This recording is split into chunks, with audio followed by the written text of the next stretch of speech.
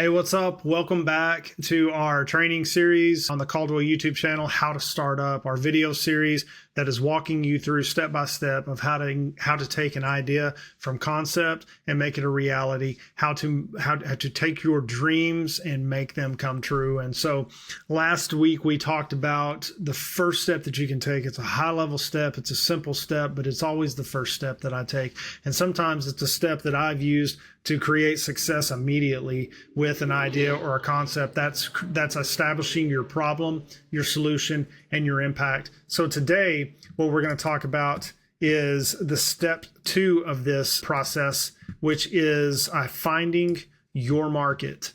And so we're going to walk you through on how to identify the market that is appropriate for your big idea, your product, your service, identifying who your audience is, and really refining your solution that you created in the previous step. So this is all a part of the process. It's a step-by-step walkthrough. It's a systematic way, again, like I said, to take something that is just a thought, just a concept to you right now, but helping you to create a reality. And so this is step 2 of that process. So as we go through today, we're going to talk about 3 different things. Number 1, we're going to talk about pinpointing your target audience.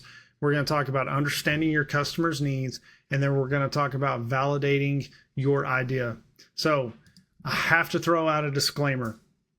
This isn't just the funnest stuff to talk about. It can be kind of boring.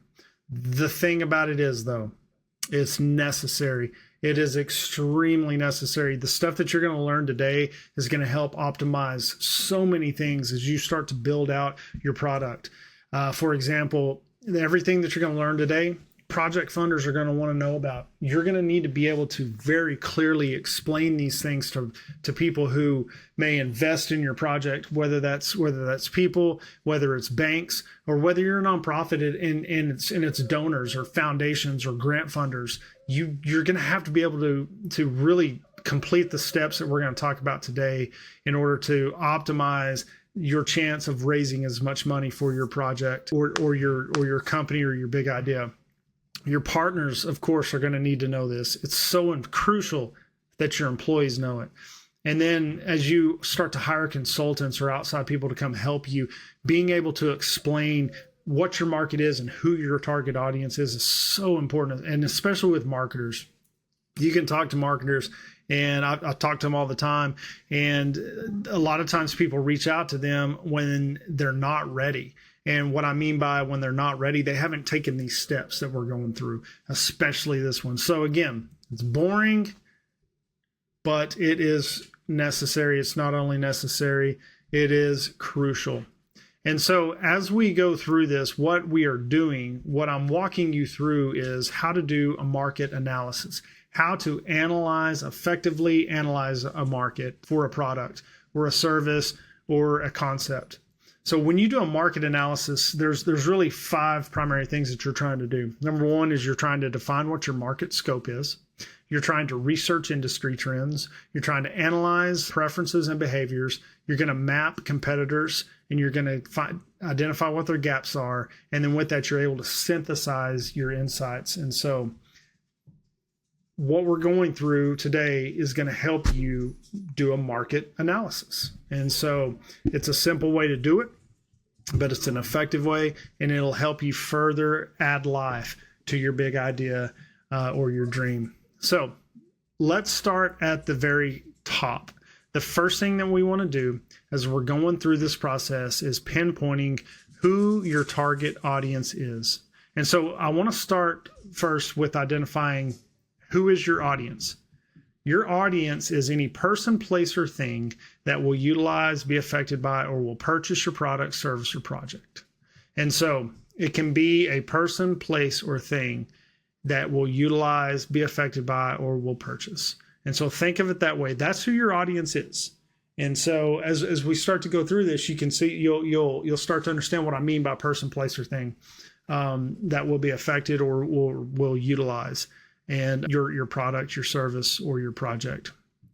And so your audience may be people, could be organizations, it could be communities. If You could be a nonprofit and you could be really filling a gap with a special project in a community, or you could be selling something to whole communities as well. Who knows? Organizations, you might be selling directly to companies, not people, not individuals, like you would like a typical product selling to a person. So it could be people, organizations, communities, or additional. So there's 3 steps to identifying who your target audience is. And so let's go through what those 3 steps are. Number 1 is identifying your market. So the difference between a market and an audience is we're really trying to hone in to who is buying our product. The market is where are they located? Where do they exist? And so when you start to identify what a market is, you need to identify things like the geography, the physical location. Are you marketing just to a specific area? Are you marketing nationwide? Are you worldwide? Or are you just marketing to a specific little community?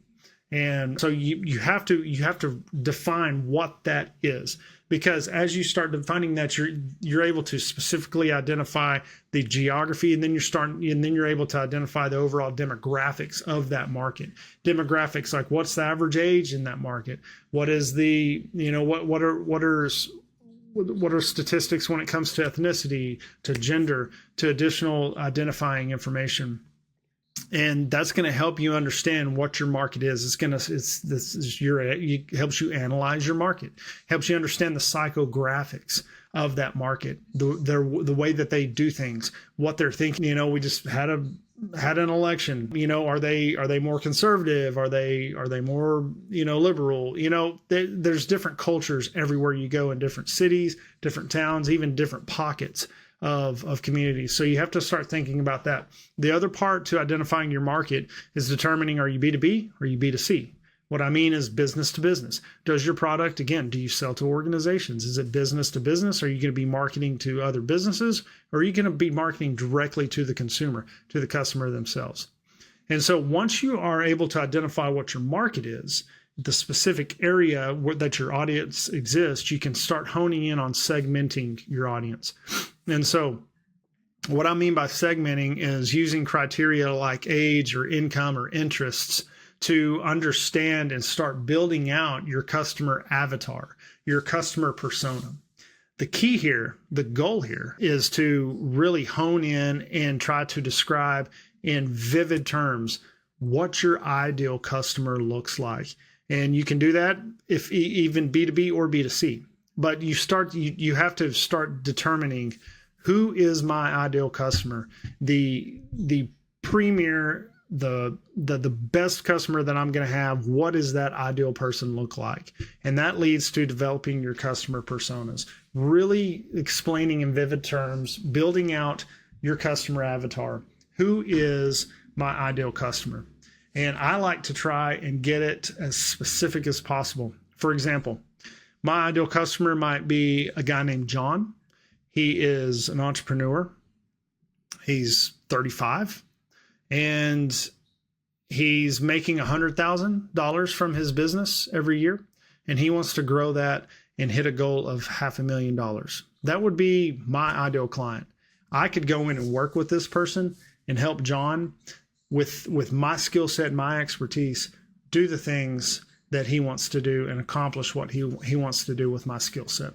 So you have to start thinking in vivid terms, enough to where you can close your eyes and almost visualize. I can see John. I can see him doing work. I can see him having these goals. I can start to visualize. This helps you start really honing in and building out the perfect communication that you need to not only effectively communicate to potential partners or funders or marketers or consultants, but to communicate directly to, at one point in time, directly to your customer. So as you go through step number 1, as you're looking at building out and identifying your market, you are going to, number 1, you're going to identify the market, you're going to segment the audience, and then you're going to develop customer personas. So that's step number 1, which leads into step number 2. Now that you understand our customer persona, you have your customer avatar built out.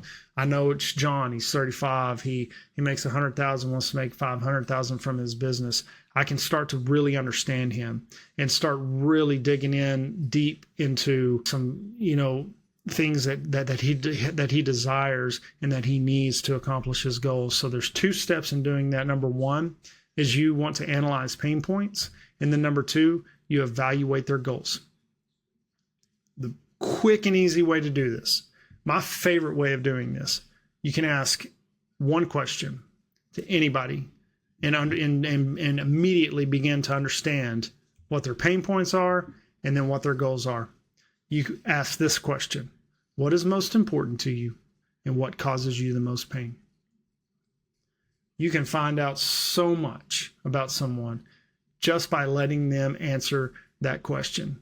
And so now that you have built out your avatar, your customer persona, you can start to answer that question. You really need to try in as much detail as possible at this phase, begin asking, what is most important to my customer? What is most important to my audience, which is any person, place, or thing that might be affected, that might purchase or might use your product, your service, or your project. What's most important to them? What causes them the most pain? That will then begin helping you understand even more and then be able to more effectively communicate to others your audience and understanding who they are. Third step is validating your idea. So there's going to be multiple steps as you validate an idea. There's validation even after you launch a concept, after you put it out to the world and start actually selling it. They call that proof of concept. And so there's that part. But even right now, you can begin validating your idea, and it begins with collecting information. So as you collect information, there's 2 primary ways to do that, and I'll go through them. The first one is collecting quantitative data. So when I say quantitative data, what do I mean? Quantitative data is data that already exists.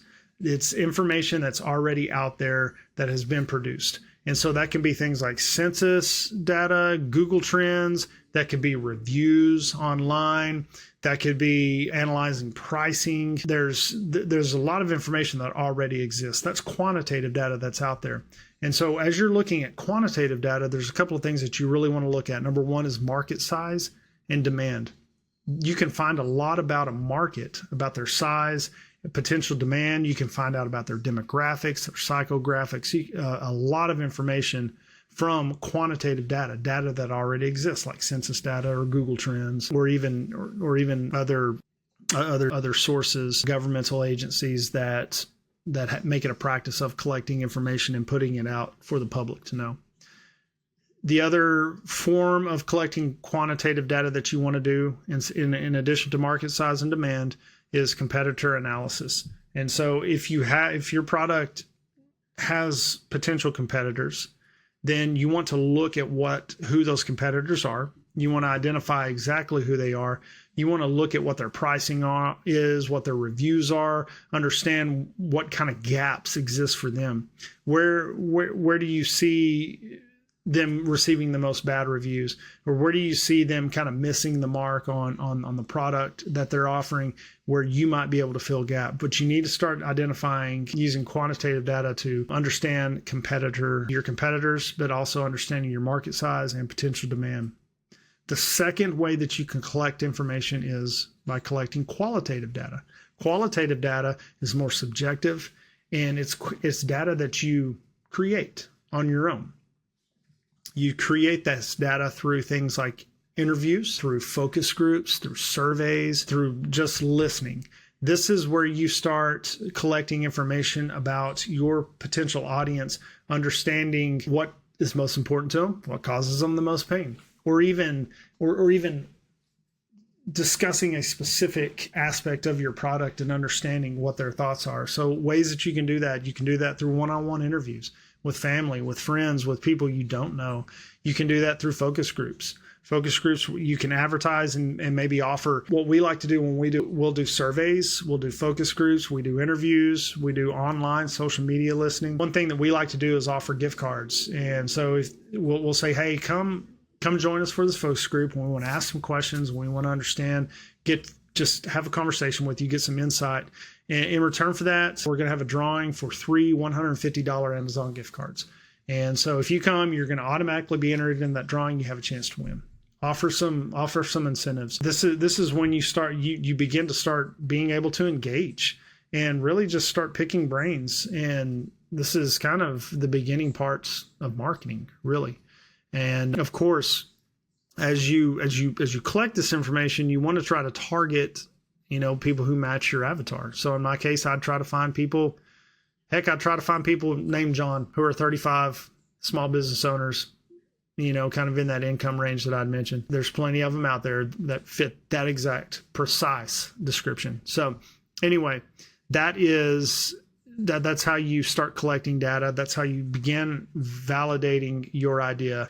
You do that through quantitative and qualitative information collecting. So a couple of bonus quick ways to test a product, service, or market. Number one is a minimum viable product.